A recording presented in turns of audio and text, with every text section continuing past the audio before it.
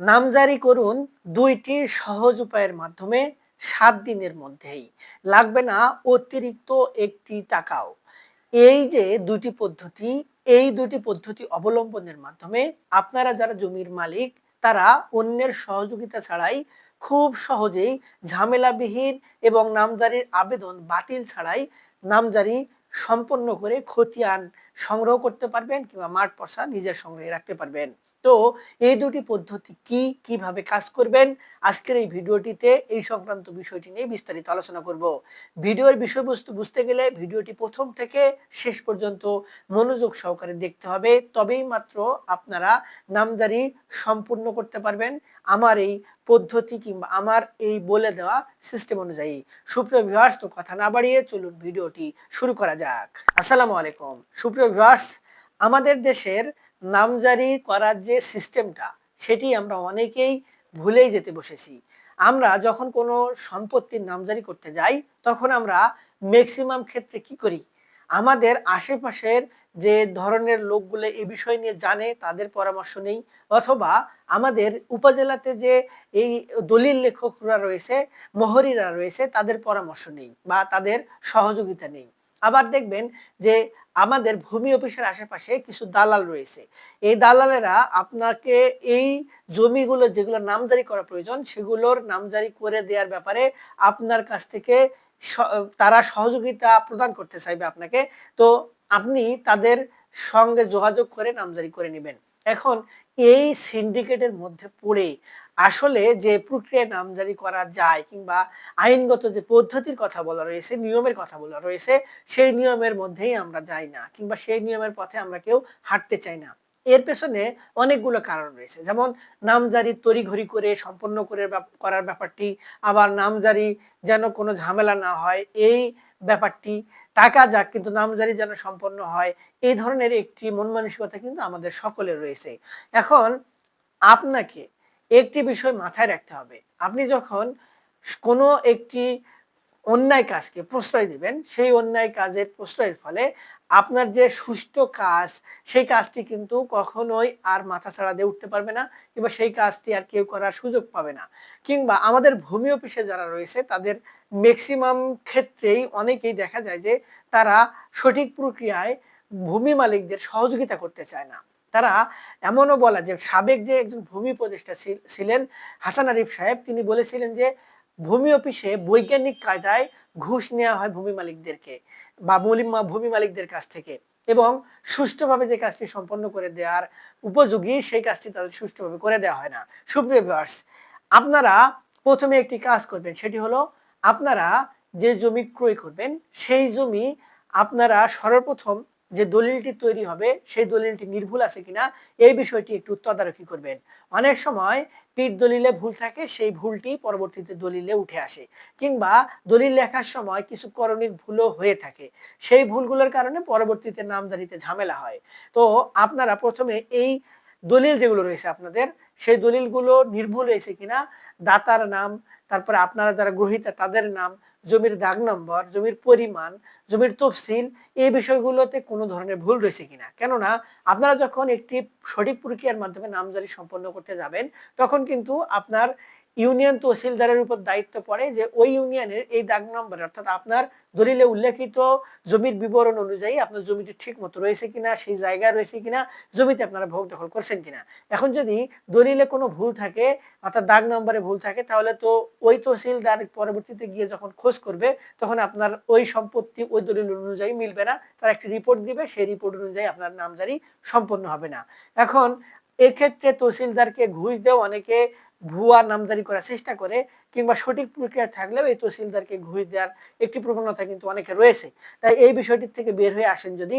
তাদের কাছে যে রিপোর্ট যাবে বা তাদের কাছ থেকে যে রিপোর্ট চাওয়া হবে, তারা কিন্তু একটি নির্দিষ্ট সময়ের মধ্যে সেই রিপোর্টটি দিতে বাধ্য। সেক্ষেত্রে আপনাকে সেই বিষয়টি নজরে রাখতে হবে যে আপনার জমির যে দলিল, সেই দলিল অনুযায়ী সকল তথ্য ঠিকঠাক রয়েছে কিনা, এবং তহসিলদার যে রয়েছে তিনি কি রিপোর্ট প্রদান করছেন, রিপোর্ট সঠিক প্রদান করছেন কিনা, এই বিষয়টি যদি আপনারা একটু নজরে রাখেন, তাহলে আপনার এই দলিল দ্বারা আর ভুলটি হওয়ার সম্ভাবনা থাকবে না।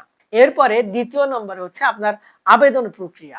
এখন আপনি আবেদন করার সময় দেখা গেল যে আপনি সরাসরি আবেদন করার সময় ছিলেন না, সকল ডকুমেন্ট আপনি একটি কম্পিউটারের দোকানে দিয়ে আসলেন। তারা একটি নির্দিষ্ট সময় পরে আপনাকে জানালো যে আবেদন প্রক্রিয়া সম্পন্ন হয়ে গেছে। এখন আপনি যখন একটি আবেদন করবেন, সেই আবেদনের পরে পরবর্তীতে ওই আবেদনটি নিষ্পত্তি না হওয়া পর্যন্ত কিন্তু আপনার যে দাগ নম্বরে যে নামজারির আবেদন করা হয়েছে, সেটি খুব সহজে দ্বিতীয়বার করার সুযোগ থাকবে না।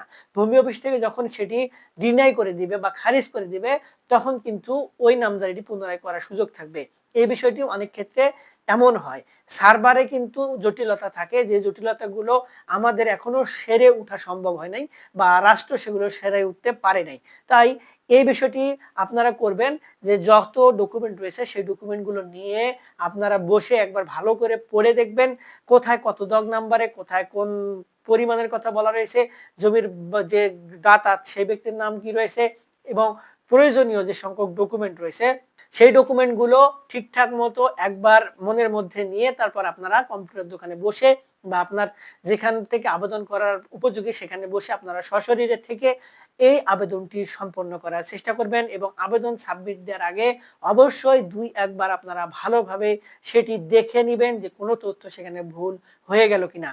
যদি কোনো ক্ষেত্রে সেটি নজরে না আসে, ভুল তথ্য উপস্থাপনের মাধ্যমে আবেদন করলেন, পরবর্তীতে কিন্তু নামজারিতেও আবেদনের যে খসড়া তৈরি করে দেওয়া হবে, সেই খসড়াতেও ভুল হবে, এবং পরবর্তীতে যে আপনাকে ফাইনাল খতিয়ান প্রদান করা হবে বা মাঠ পর্চা প্রদান করা হবে, সেখানেও কিন্তু ভুল হওয়ার সম্ভাবনা থাকবে। তাই এই বিষয়টিও আপনাকে আমল নিতে হবে। তো এই যে দুটি বিষয়, একটি হচ্ছে আপনার দলিল সংক্রান্ত, আরেকটি হচ্ছে খতিয়ানের আবেদন সংক্রান্ত। এই দুটি নির্ভুলভাবে হয়ে গেলে তারপরে প্রয়োজনীয় সংখ্যক যে তথ্য বা যে ডকুমেন্টগুলো, যেমন যে ব্যক্তি নামজারি আবেদন করছে তার ২ কপি পাসপোর্ট সাইজের ছবি, যে ব্যক্তি আবেদন করছে তার ন্যাশনাল আইডি কার্ডের ফটোকপি, পিঠ দলিলের যে ফটোকপি, নকশা ম্যাপ, পূর্বের খতিয়ান, পূর্বের যে আপনার খাজনা প্রদান করা হয়েছে সেই খাজনা প্রদানের রসিদ, এবং নামজারি আবেদনের যে ডুপ্লিকেট কার্বন কপি রসিদ পাওয়া যায়। আপনার কার্বন কপি রসিদ বলতে হচ্ছে আপনি যে নামজারি আবেদনের যে ফিটা জমা প্রদান করলেন সেই ফি রসিদ, এগুলো সহ ভূমি অফিসে আবেদন করুন। আবেদন করলে আপনার সেটি ওই যে তহসিলদারের মাধ্যমে তদন্ত হয়ে এসে আপনার সেটি কিন্তু বাস্তবিক অর্থে পাস হয়ে যাবে কিংবা বের হয়ে যাবে। এক্ষেত্রে আপনি আবেদন করলেন, আপনি নির্ভুলভাবে আবেদন করলে আপনার আবেদন কিন্তু বাতিল করার সুযোগ নেই। তারা যদি গড়িমসি করে সেটি একটি অন্য ব্যাপার। আপনি নির্দিষ্ট সময় পর পর তাদের কাছে খোঁজ নিন, তারা সে বিষয়টি কতদূর অগ্রগতি করলো। তারপরে সেখান থেকে আপনারা পরবর্তী তথ্যগুলো নিয়ে আপনার খতিয়ানের বিষয়ে যেকোনো পদক্ষেপ গ্রহণ করতে পারবেন।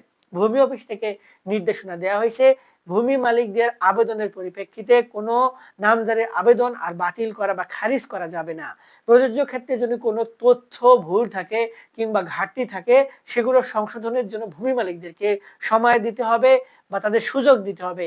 সেই সুযোগ বা সময়ের পরিপ্রেক্ষিতে তারা যদি সেগুলো সংশোধন করে দিতে পারে, তারপরে তাদের ওই সংশোধিত তথ্যের ভিত্তিতে নামজারি খারিজ সম্পন্ন করে দিতে হবে। বাতিল করে দেওয়ার সুযোগ নেই। চোখ কান খোলা রাখুন, তাহলেই কিন্তু আপনি আপনার নামজারিটি সঠিকভাবে সম্পন্ন করতে পারবেন। যদি ঘুষ না দিলে নামজারি না করে দেয়, সেক্ষেত্রে অভিযোগ দেওয়ার ব্যবস্থা রয়েছে। আপনারা অভিযোগ দায়ের করুন, অভিযোগ দিলে তাদের বিরুদ্ধে ব্যবস্থা গ্রহণ করা হবে। অভিযোগ দেওয়া হয় না বলেই আপনাদের এই সকল বিষয়ে কোনোভাবেই সেগুলো সেখান থেকে সমাধান করে দেওয়া হয় না, বা দুর্নীতি ঘুষ একেবারে চিরতরে এই ভূমি অফিস থেকে উৎখাত হয় না। সুপ্রিয় ভিউয়ার্স, আপনারা যদি এই পদ্ধতি মেনে নামজারি করার আবেদন করেন, সেক্ষেত্রে আপনার নামজারি বাতিল হয়ে যাওয়ার সম্ভাবনা খুবই কম। আপনারা যদি প্রয়োজনীয় সংখ্যক যে ডকুমেন্ট কিংবা নির্দেশনা নিতে চান, আমাদের ভিডিও নিচে কমেন্ট বক্সে কমেন্টস করবেন, আমরা আপনাদের সহযোগিতা করার চেষ্টা করব। একান্তই যদি নামজারি আপনারা কারো মাধ্যমে করে নিতে চান, সেক্ষেত্রে অন্য কোনো ব্যক্তির সহযোগিতা না নিয়ে একজন ভালো অভিজ্ঞ আইনজীবীর পরামর্শ নিয়ে যে কোনো পদক্ষেপ গ্রহণ করবেন, তবেই আপনারা কিন্তু নির্ভুলভাবে যে কোনো কাজ সম্পন্ন করতে পারবেন। সুপ্রিয় ভিউয়ার্স, আশা করি ভিডিওর বিষয়বস্তু আপনারা বুঝতে পেরেছেন। তারপরে এই সংক্রান্ত বিষয় নিয়ে যদি আপনাদের আরো কোনো কিছু জানার থাকে বা বোঝার থাকে, তাহলে আমাদের ভিডিওর নিচে কমেন্ট বক্স রয়েছে, সেখানে কমেন্টস করুন, আমরা আপনাদের সঙ্গে যোগাযোগ করার চেষ্টা করব। আজকে পর্যন্তই, দেখা হবে সামনে নতুন কোনো ভিডিওতে। ততদিন পর্যন্ত ভালো থাকবেন, ধন্যবাদ।